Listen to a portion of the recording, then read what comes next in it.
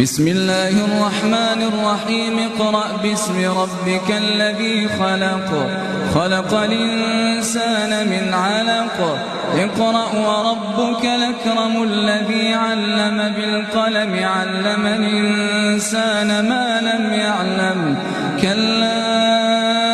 إن الإنسان ليطغى أن رآه استغنى إن إلى ربك الرجعى أرأيت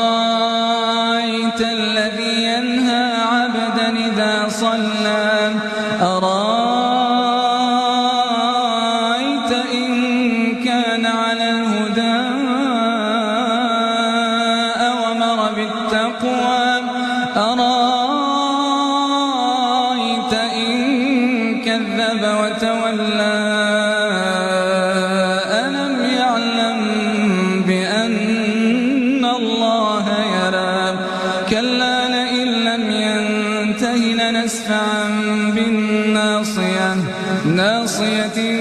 كاذبة خاطئة فليدع ناديه سندع الزبانية